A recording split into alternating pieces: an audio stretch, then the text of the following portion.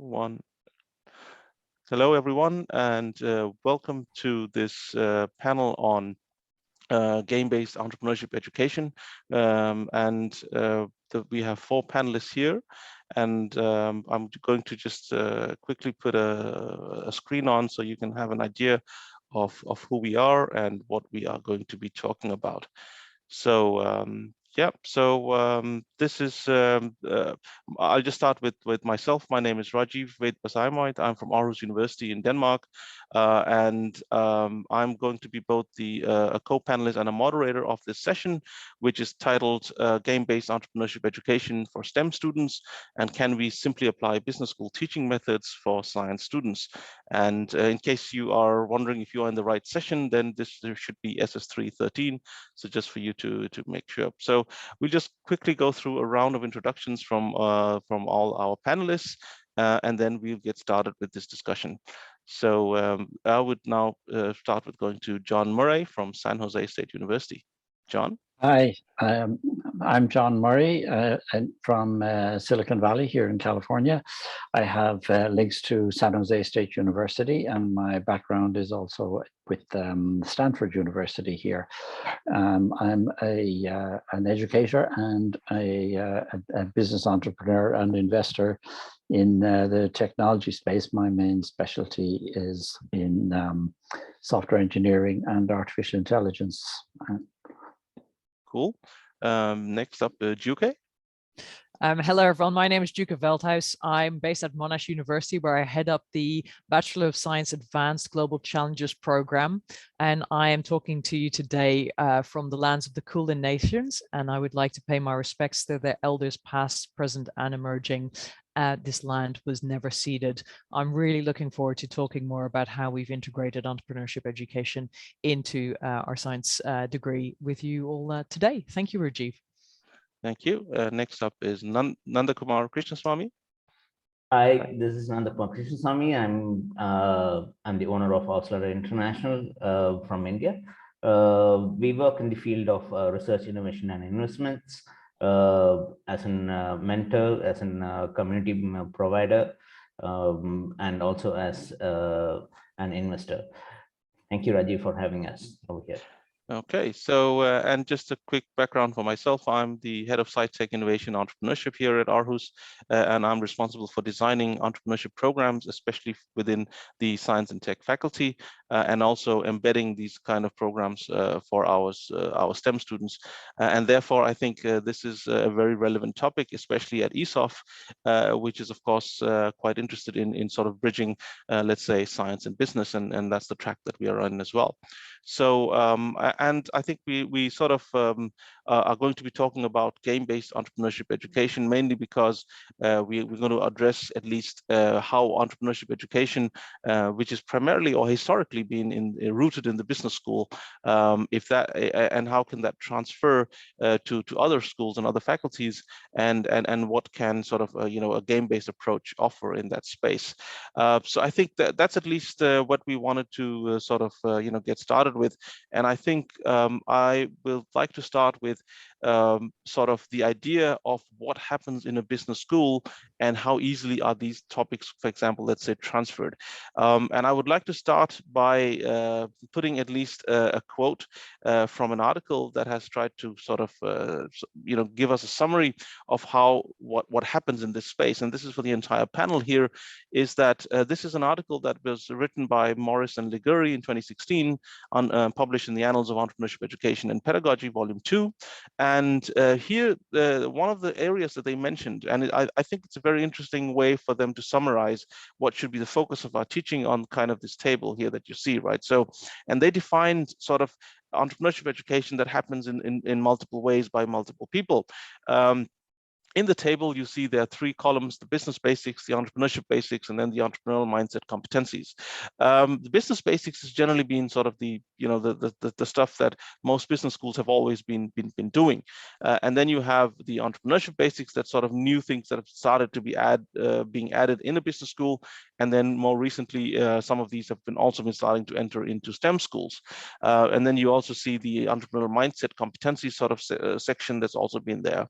But what I think is interesting is when you look at this, you see here that one of the paragraphs I highlighted from the article is that courses today are being taught by full-time dedicated faculty members who can primarily teach in other disciplines, but find themselves teaching an entrepreneurship course. And it could be full professors or professors of practice or adjunct faculty who also have strong backgrounds from industry and real world experience as well. And therefore, this kind of tendency leads to differences in knowledge, beliefs, and attitudes regarding what should be taught, and creates this kind of massive diversity in this space. And it's also interesting what we can do here. And courses, of course, both taught inside and outside the business schools.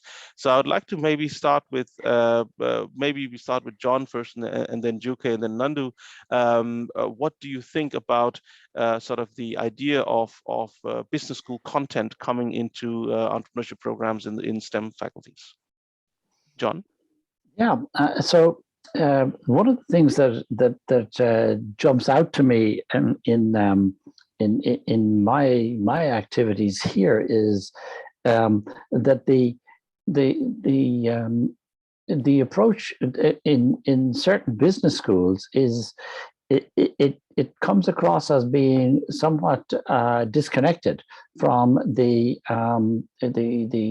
technical and scientific activities elsewhere in the institution. In a lot of cases, the business schools they have their own agenda covering a lot of the business basics, but the level of integration with the other colleges and disciplines on the campus is sometimes it's sometimes a challenge for both for the business school faculty and for the students themselves. And getting that integration across disciplines is super important. It's something that we work hard at the university administration level to achieve that sort of integration, but it is difficult. Yeah, I would absolutely echo that, Rajiv and John. I can very much connect this idea. So I work in a faculty of science, and entrepreneurship education is at the core in the second part of our course, and we really sit in that mindset and competency. So we talk about toolkits and using entrepreneurial education as one of the toolkits for solving problems.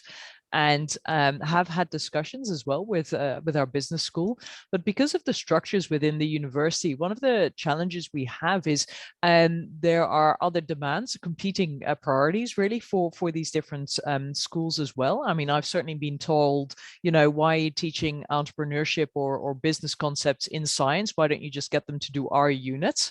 And then also recognizing that, for example, we've now got separate entities, a accelerator and a generator. It's called the Monash generator, which is based within as an independent entity, but it's designed to really help engineering and science students take ideas forward, perhaps in a slightly separate space, recognizing the unique environment in which science and engineering concepts need to be developed, which sits really rather separate to what is happening specifically in the business school. So they are both interconnected but separate, and I think that really speaks to John's comment around the diversity of approaches that result, but also at that higher university administrative level is, the question perhaps that I would leave with is, should they even be integrated? Maybe there is real value in this diversity, given somewhat competing priorities, especially in the university sector.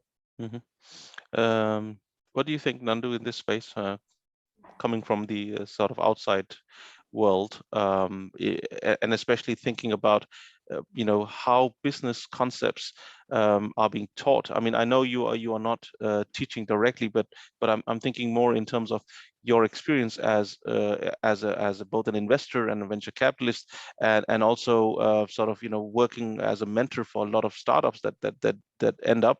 I mean, how do you see any differences between the types of students that, say, you might have met from either a business school or from a science school?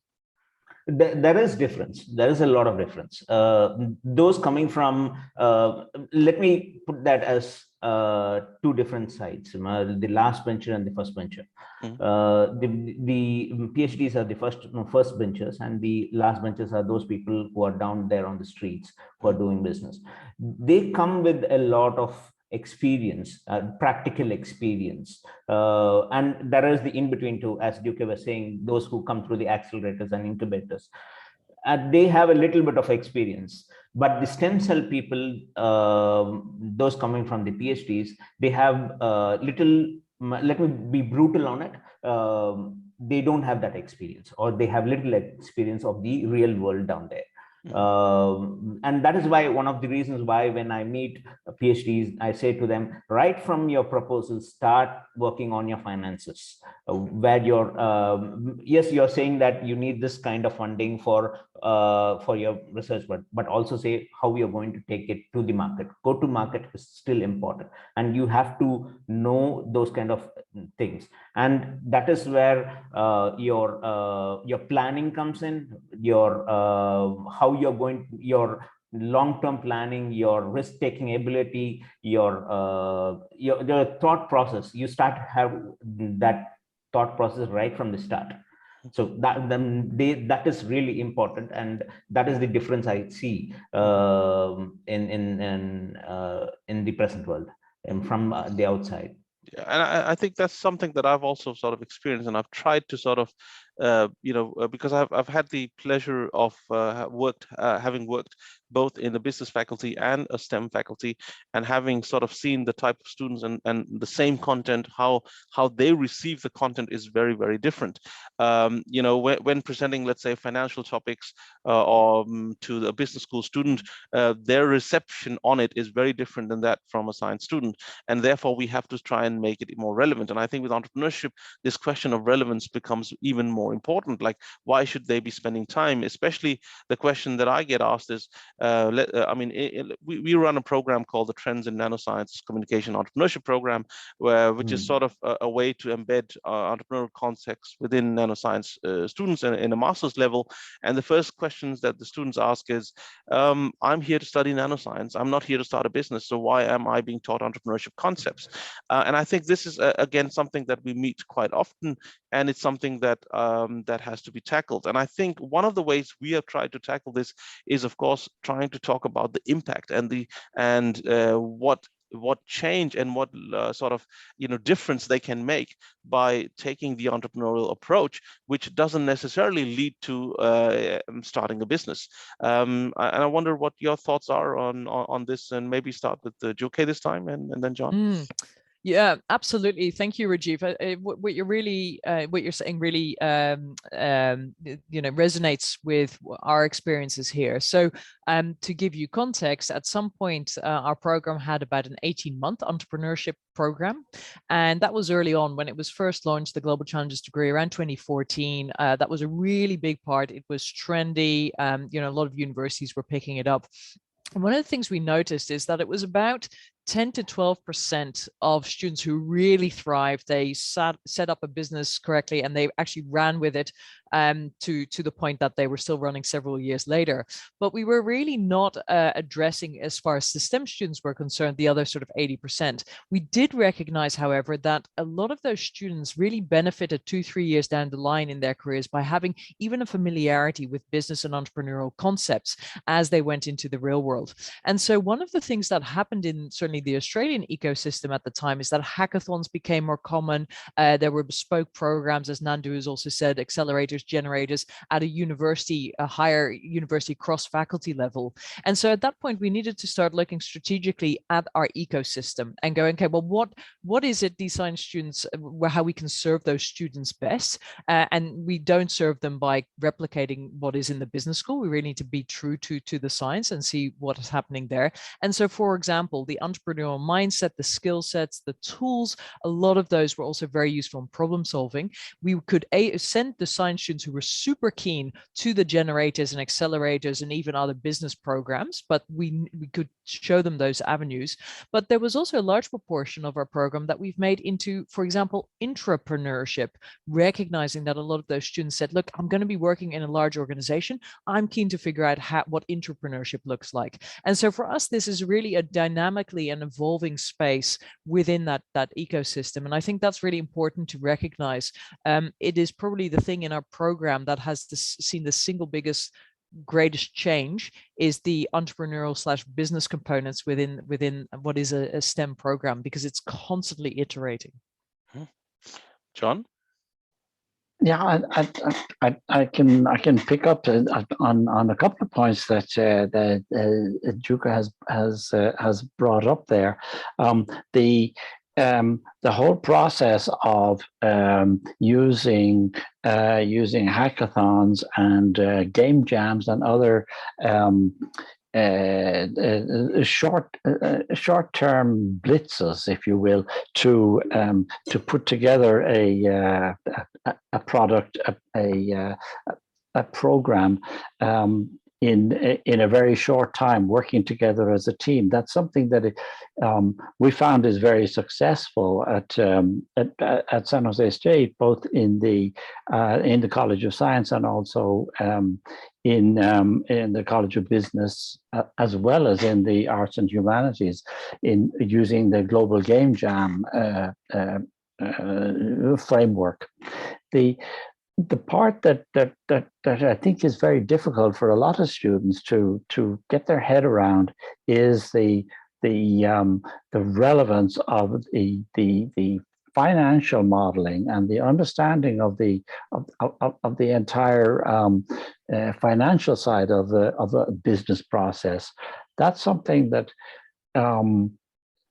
feels like a lot of business school students learn in the abstract, and students from other disciplines have very limited appreciation of the importance of that aspect of forming an enterprise and building a business. Mm-hmm. And as Nandu was also saying, right, that without sort of understanding of numbers and without understanding some of the core concepts of these things, you probably won't get far in the real world. So yeah, but you start from the numbers on an elevator pitch when you are doing something on a business side, right? And when you're putting an elevator pitch in front of an investor or an mentor or anyone else, the first thing you come with is also a number in the elevator pitch, the hook that you, and most of the investors are looking for the numbers. They are more concentrated on the numbers. Is the business going to work on the numbers? And then they come to the value and the entrepreneur and everything. So that's where they come from. This side of the industry, that is what the whole accelerators and the incubators and the programs and the workshops are trying to teach these people that, you know what, the science is okay. Yes, you have invented something, you have an IP on the product or whatever it is, but at the end of the day, is it going to work in the market? How can you translate your invention or your innovation to the product at the end of the day? If it is going to work, and if you can make that work, and if you can bring the qualities and learn from the qualities that is needed and to make that work, and if the schools and the educators can help them to understand, okay, this is what is needed, then it will help. It's going to really help these students. And that is where this is important, that these competencies, the education of entrepreneurship, gamification, and those kind of things can help to change from a student to an entrepreneur. Mm-hmm. So I think with that, I'll sort of start moving the discussion a little bit towards sort of the aim of what we wanted in the first place was to discuss how can we make entrepreneurship more relevant for science students, and gamification is one such, let's say, medium. And I think and that's one thing that I think we would like to cover. I would also like to just highlight that, you know, getting students to then appreciate either the finances or the real sort of, you know, intricacies in either creating a business or running a business, or or being in an entrepreneurship program where also the industry expects you to have some kind of understanding of how businesses work, even if you may not necessarily be sort of contributing to it or not being a business developer yourself, for example, but they still would like you to have that the understanding. And what you then see is that even to get students up to that phase, I think we need to work even further down the line. And by that, I mean, we need to go and start thinking about the entrepreneurial mindset or the entrepreneurial competencies that they need to develop, which we can see on this table here, right? And as you see from this table as well, you have a lot of things that I think are quite challenging for students, including things like what I call creative problem solving, where you would imagine that problem solving should come naturally, but it doesn't all the time. And then how do you use your resources, and how do you, so for example, figure out opportunities, because entrepreneurship is also about the ability to spot opportunities and also then exploit those opportunities. So I think these kind of methods is something that we then try and package. And I think here, for example, like John is now sitting in front of the I think Stanford University there, which is very famous for at least one of the methods that they have deployed, called the design method or design thinking. And the D School is one of the leading proponents out there. And I think John himself has had the opportunity to sort of visit very recently, even from what I hear. So maybe, John, you could share a little bit of your experience there and why such a method, which I'll just also bring up on the slide right now, what the design thinking is relevant. Yeah, thank you, Rajiv. The overall design thinking process has emerged from a number of different thrusts across across academia, but one of the major sources was indeed the D School here at Stanford and the Center for Design Research, which preceded that. And I'm a graduate from that program. The overall concentration is as you show here on this slide, the idea of expanding your thinking process to explore the problem space, narrow down on a particular problem, and then do the same process working with the solution. And that has driven a lot of the design thinking education at Stanford, and has also been adopted by numerous other institutions around the world. Part of the challenge that even at Stanford that we've had from the beginning is actually the working with in the design space does not necessarily incorporate issues like how do you form a company, how do you attract the financing to make a successful venture. Some of those sorts of topics are not really very well addressed within the design thinking paradigm, and that is something that we need to work on overlaying on our education process. Some of the gamification approaches that we've adopted help us work in that space, but it's one of the in some ways, it's one of the limitations of the design thinking approach. If you are not able to reach out across multiple disciplines in your in your educational venture. Mm-hmm. So I think Nandu, please go ahead. Yeah, just one point to add to John's is that a lot of people, a lot of PhDs that I come across are more into like, do I have to think about it right now about starting a business, or do I have to put in registering a company? They started right there. Some people have the notion, do I have to do it before the IP or after the IP? When do I have to do that? If it comes right at the start, if they start to think about it, that's what I mentioned when they do the proposal itself. So what I would say is, like, just think about it, right? Even for you have a lot of hours in 48 hours if you're going to work, or 72 hours if you're going to work for a week. Just 1 hour is enough for you to think about what you want to do next, right during the process. That's the base requirement. If you can think, that is also coming into the process of design thinking, right? When you start designing your product or doing the research on your product, if you start thinking about marketization or entrepreneurship or going to making it as a business, it will help. Mm-hmm. And this is where I also sort of have experienced that when I use tools or models like these, the contextualization is again quite important.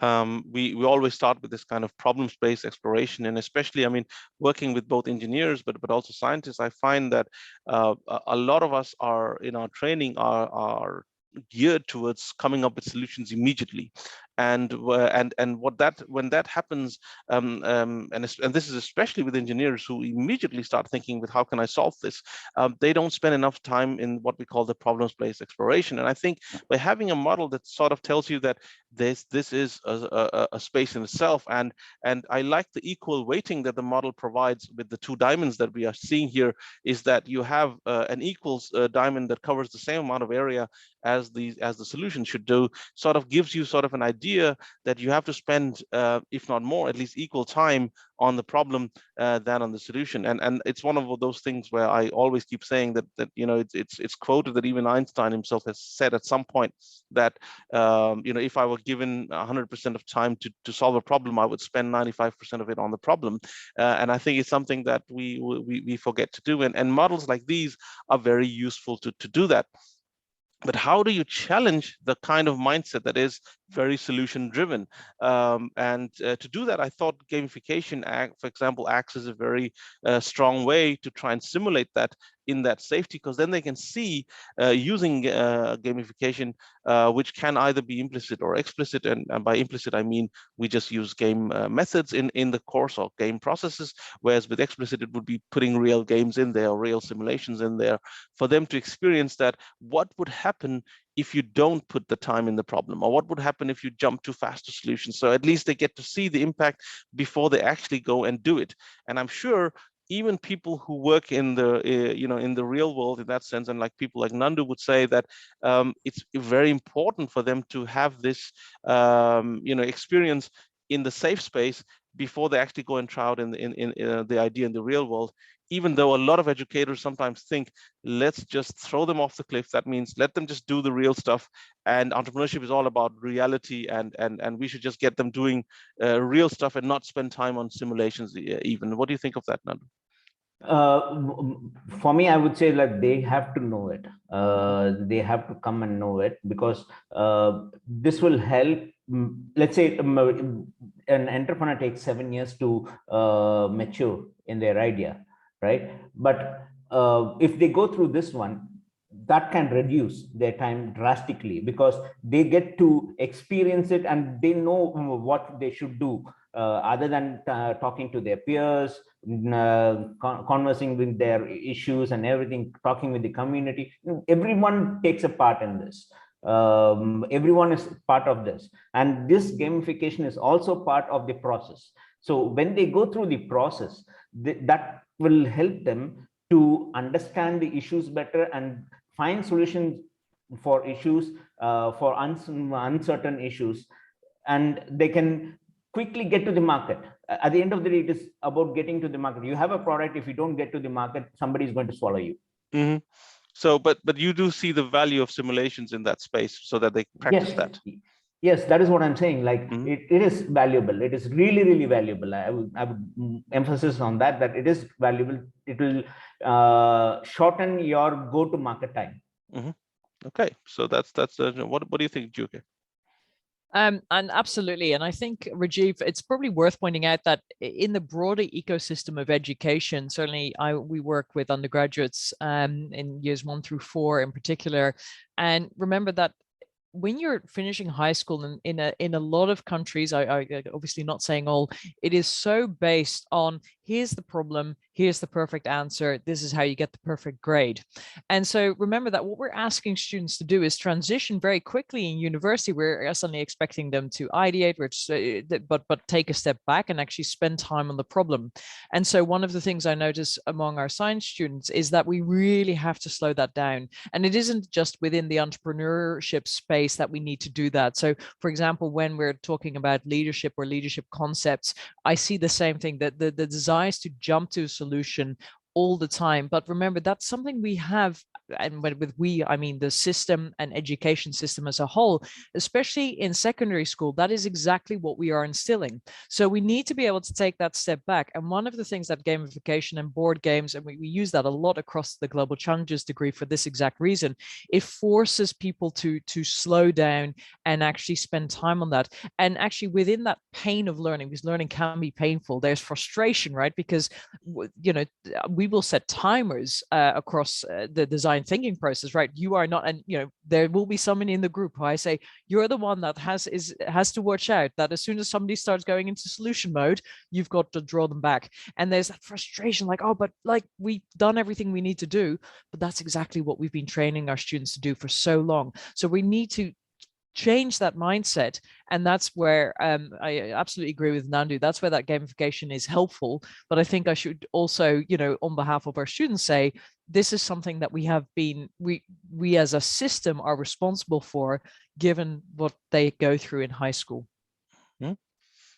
Exactly. So, and I think this is where I also started.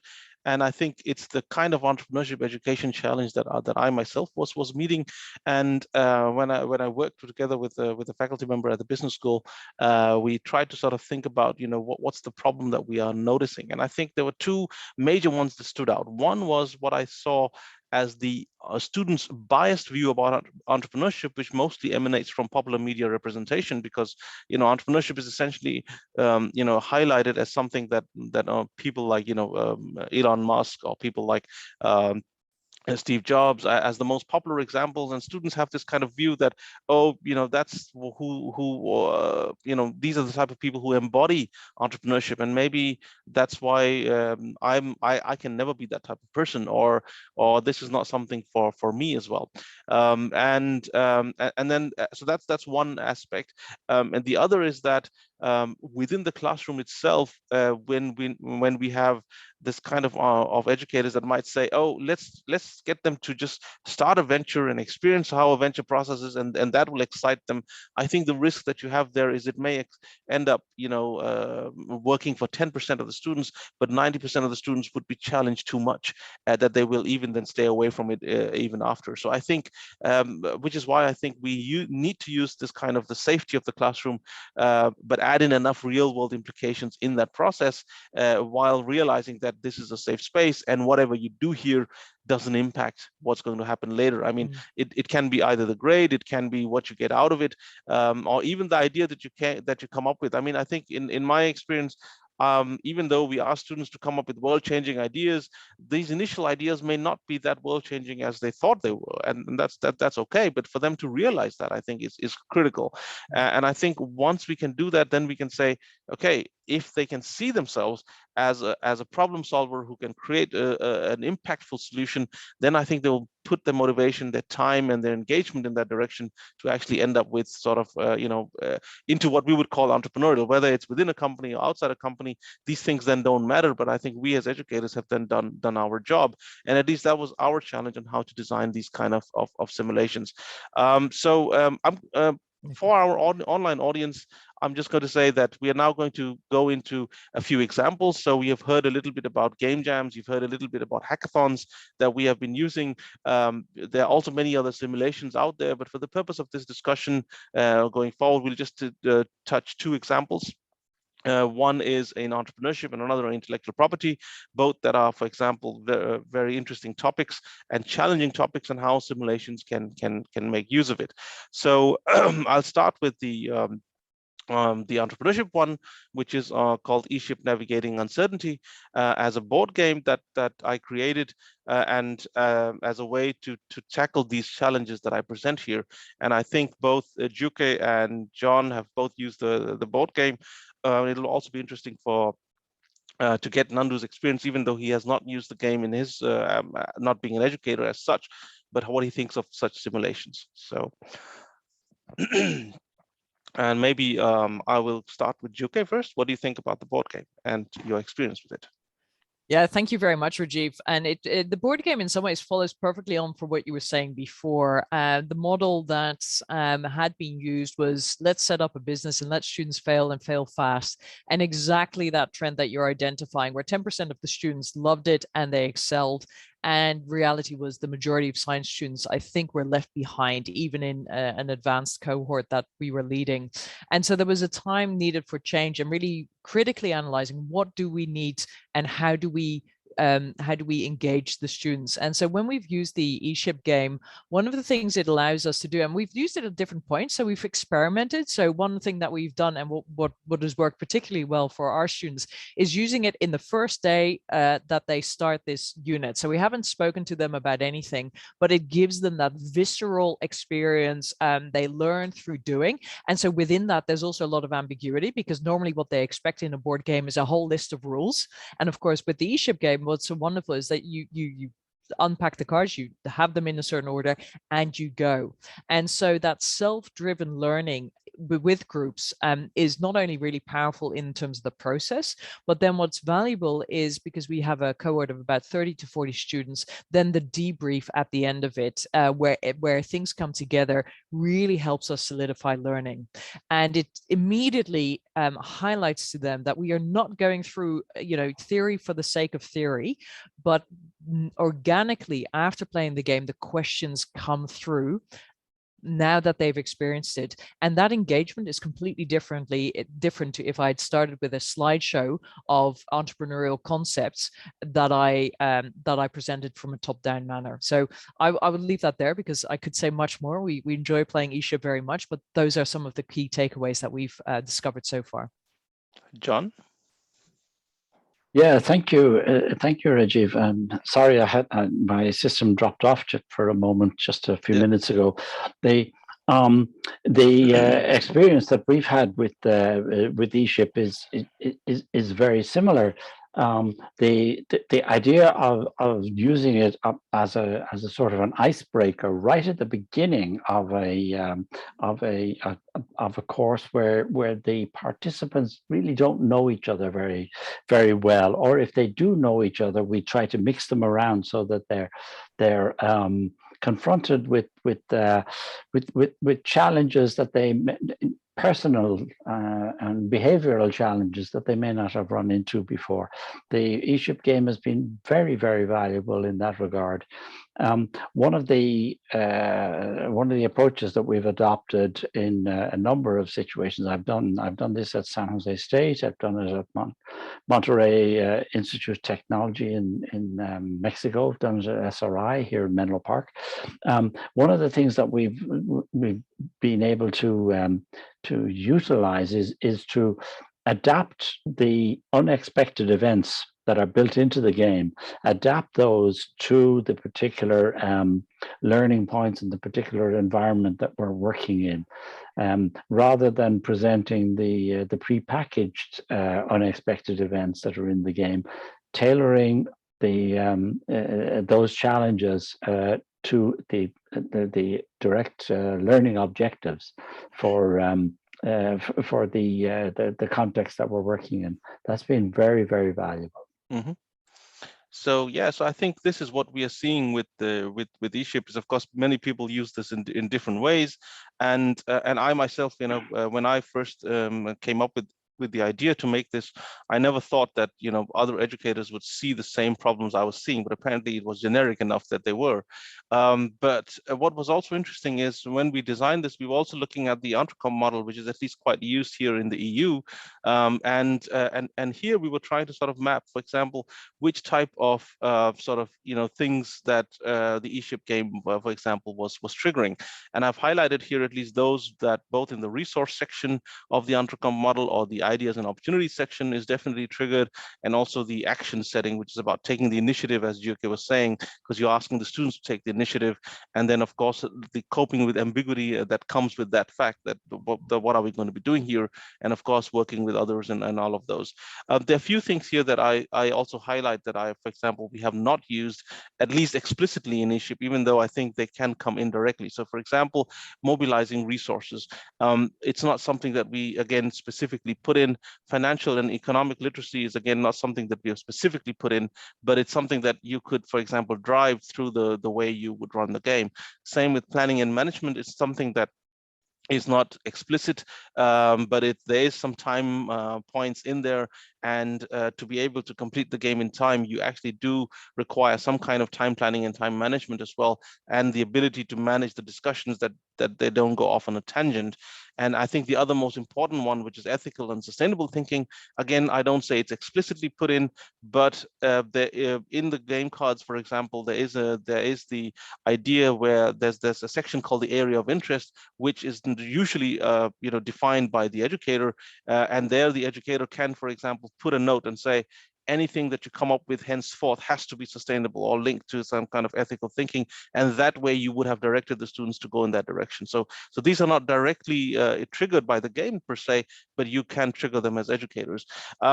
But my idea of highlighting this was that the Entrecom model is one, and our game, for example, here is just one such approach, and I think you can use multiple different approaches. So can we trigger the same with other approaches? For sure. I mean, we can do this with hackathons, we can do this with game jams, we can do this with other games, digital or physical, but the idea of using simulations in this space is, I think, very valuable. And while a game like eShip is sort of a 3-hour experience that tries to take a lot of these things into context, you could also design games or use games for each specific element that the Entrecom highlights, and then go through those as well. And I think games can therefore be a very powerful tool for doing this.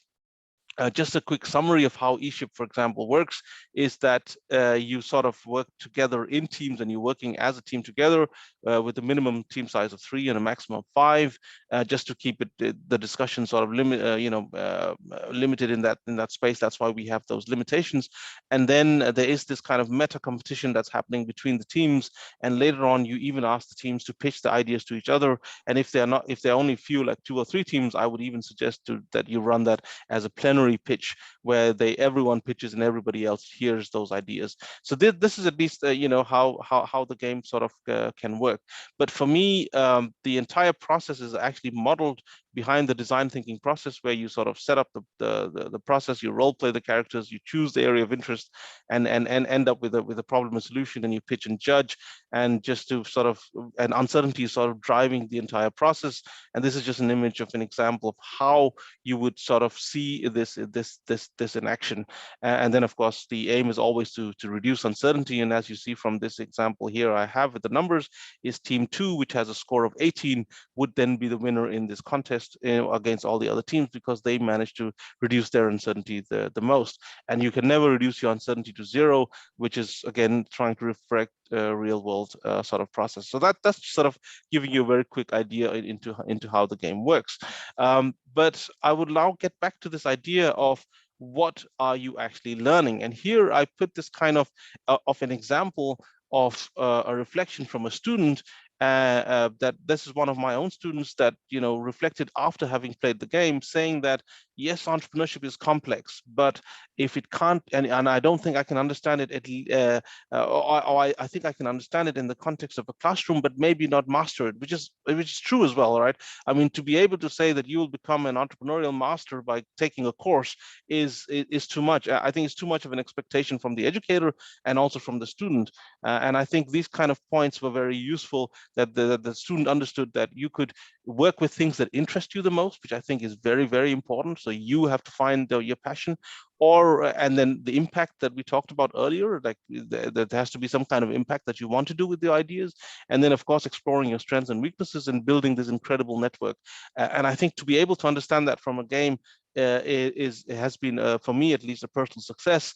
And I wonder if that's something that the others might, mention about other reflections they might have had from their students, for example. Let's start with John, maybe. Yeah, so one of the things that I think is very intriguing here is actually this this reflection process that within the context of the classroom, it can be something of a challenge. It's a long process.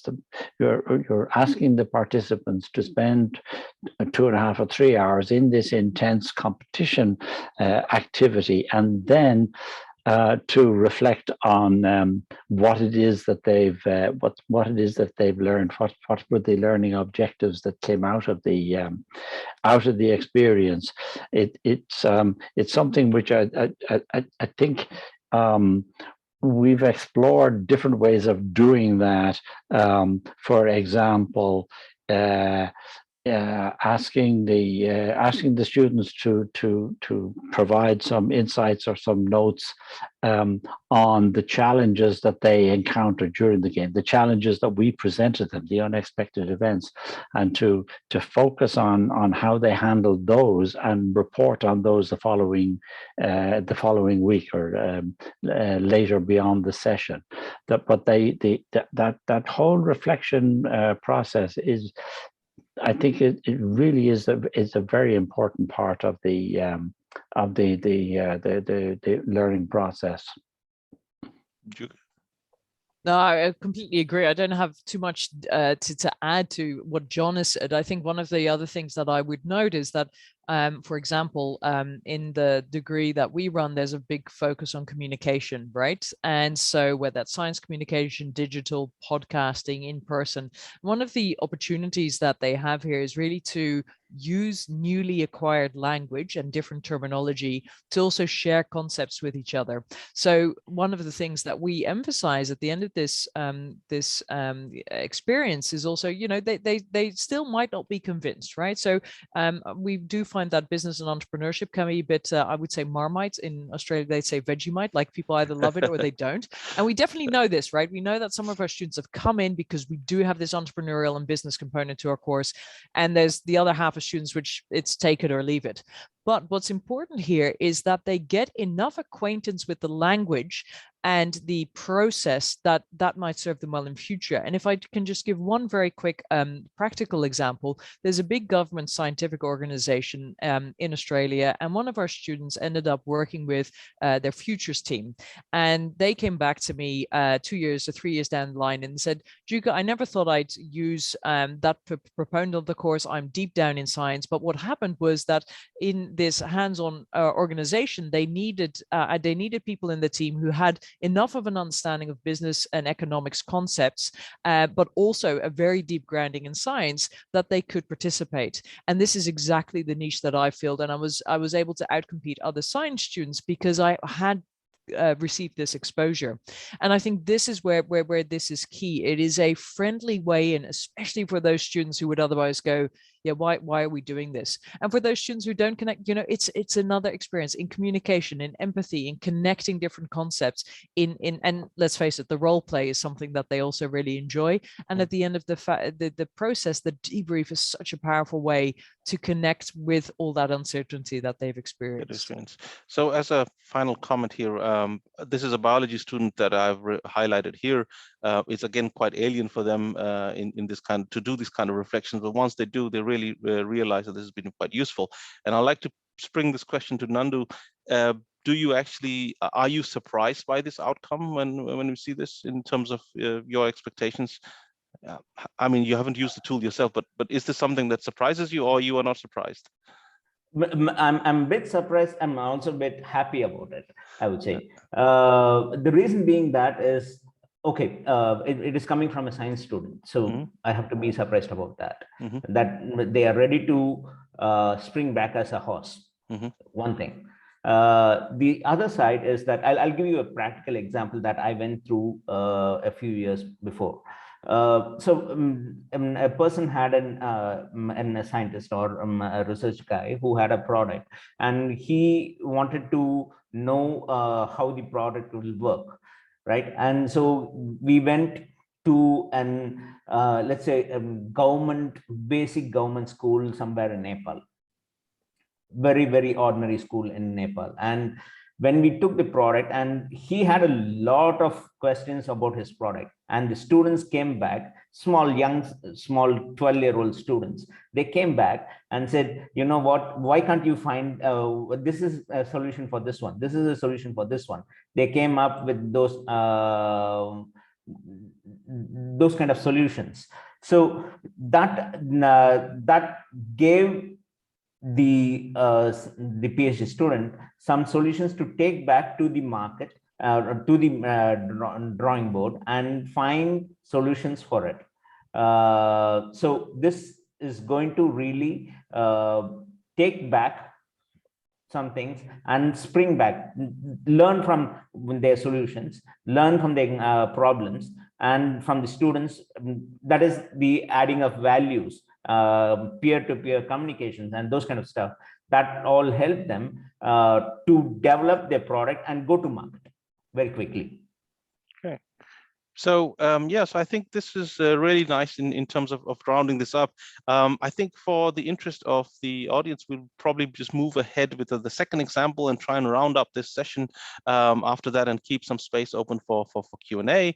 But I think in general, I would like to go into another topic, which is intellectual property, and also sort of just to give context to the panel and to our audience, is that the number of IP courses offered already in business schools is already quite low, and surprisingly, it's also not offered quite a lot in science curriculum as well. And again, here you can already see that the number of courses just in the US, for example, in top schools is also quite low. There's only maybe University UPenn or Harvard that offers maybe 5 or 6, but even all of these courses are mostly optional courses, and there's no mandatory course.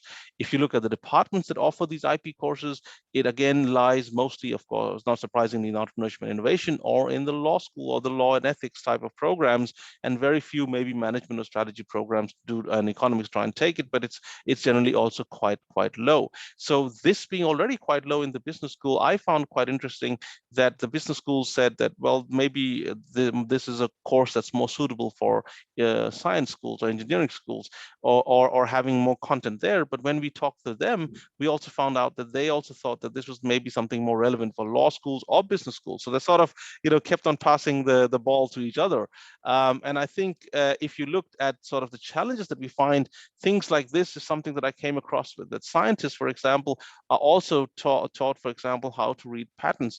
And one of the examples that I have here is in this abstract, is that it says that sometimes a groundbreaking invention is actually introduced to patent literature maybe 3 years prior to being reported in a scientific journal.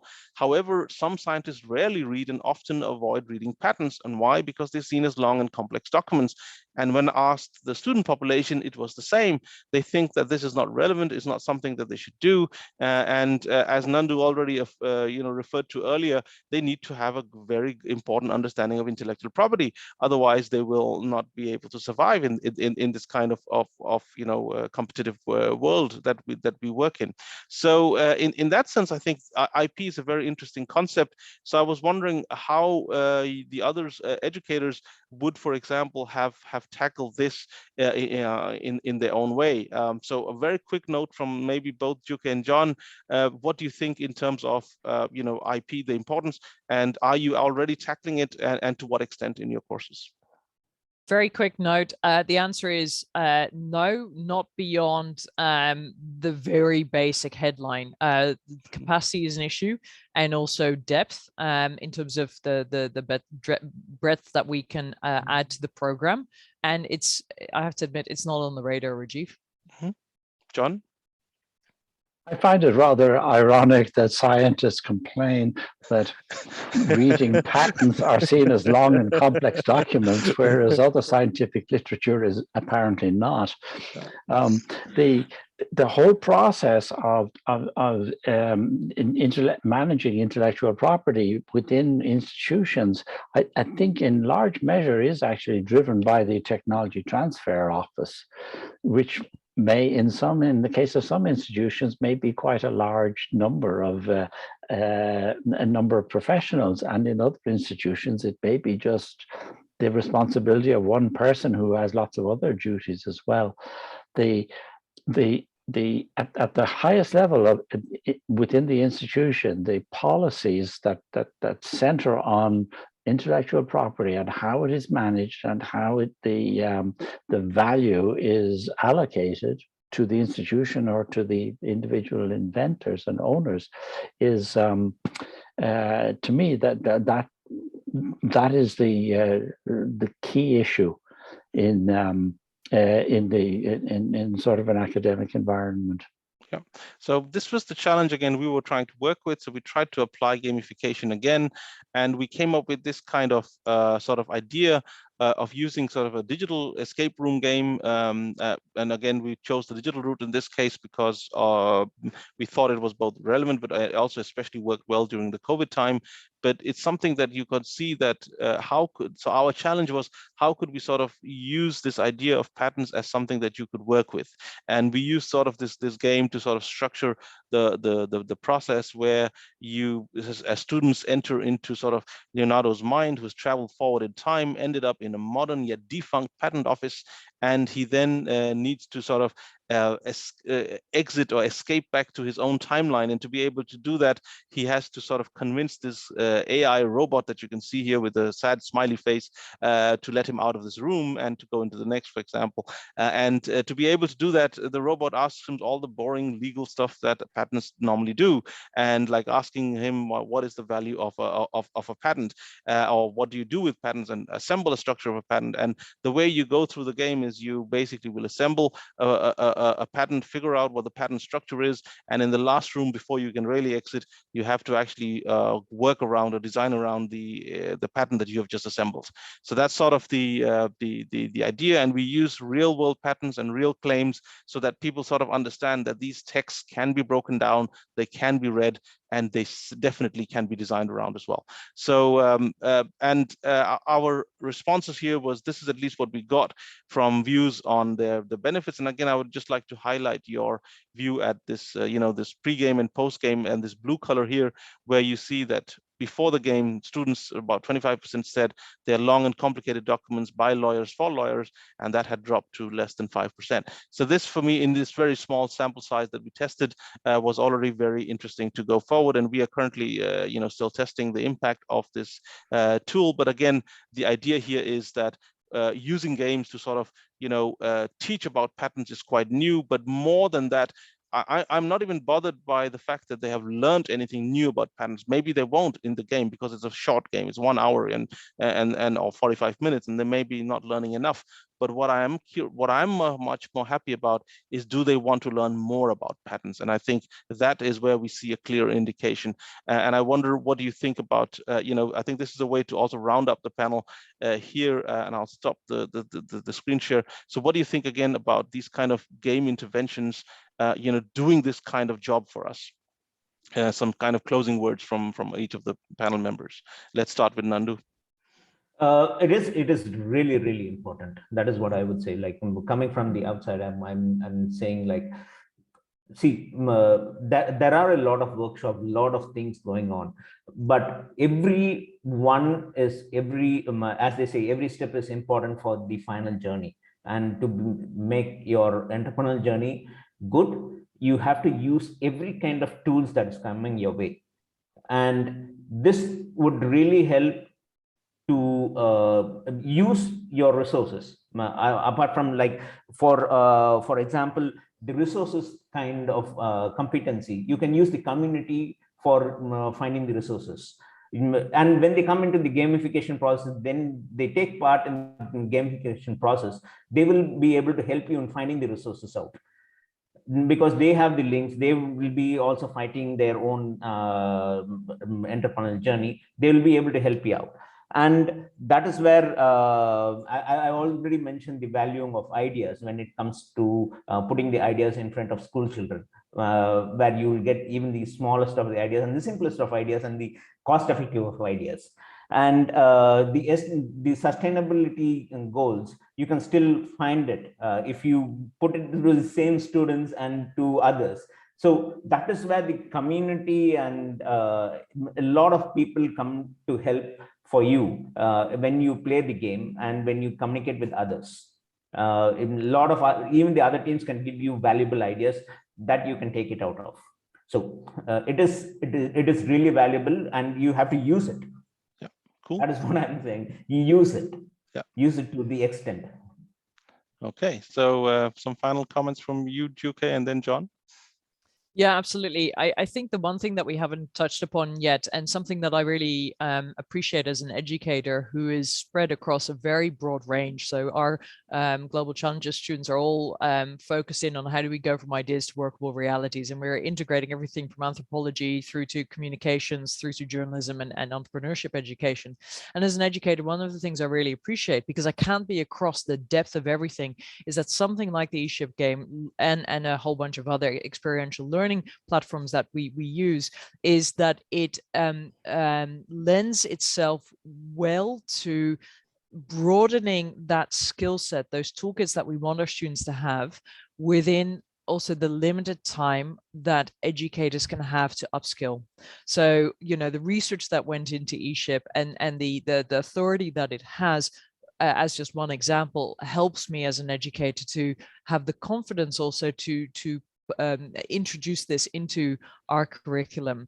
And I think that's something that we, like I said, we haven't touched upon it, but in addition to all the benefits for students, actually that's one of the big challenges. We're constantly being asked to make our education more real world, but there is limited time to do so. So for all the educators who are listening and the teachers and lecturers and professors, I would really encourage them to try it out, because actually I found that it has massively improved my own practice as well. Yeah, John? This entire process has been quite fascinating, and one of the things that kind of jumps out at me is the extent to which we need to inculcate in our students the ability to take risks, to go out on a limb, to say, yes, I really like this idea, I really want to pursue it, and to have the confidence to sort of sell the idea. I don't want to suggest that all of our students should turn into used car salespeople, but the ability to inculcate the ability to express your ideas, to express a vision, to bring people along with you, is that's all part of the entrepreneurial experience and the entrepreneurial process. And to the extent that we can inculcate that in our students in an honorable and ethical way, I think is really important. Cool, and I think with that we'll go for maybe some, as we say, famous last words from Nandu before I end. Okay, so what I wanted to also mention was, like, once you get through all this process, and you say that to an investor, when you're doing a pitch, you say, this is my experience and this is what I came through, and these kind of things are what I did, and these are the suggestions I gave. But remember that an entrepreneur, an investor, or an angel investor or a VC is coming for you on you first as an entrepreneur, and then after that your idea. So he comes on the trust on the individual person. So once you give him that trust, he'll be able, you will have more seconds or more time to talk to him about your finances too. So that is where your gamification experience and all these kind of experience is going to help you at the end of the line for securing your funds, or even for your customer too, because your customer is also going to value you more than your idea or your product. That is how it goes. Yeah, the popular expression here in Silicon Valley is that you bet on the jockey, not on the horse. It's the people that are important. Exactly. And I think with those words, this is a good time to both end the discussion. Thank you for the audience. We'll be open for some questions at this point, and we'll be happy to answer them both on chat or live. And again, thank you once again for this panel that's come from really different parts of the world, or from actually one end to the other even. So thank you for your contribution, and hope to see you around, and wish everyone a great ESOF and a great summer. Thank you. Great. Thank you. Thank you, everybody. Bye-bye. Cheers.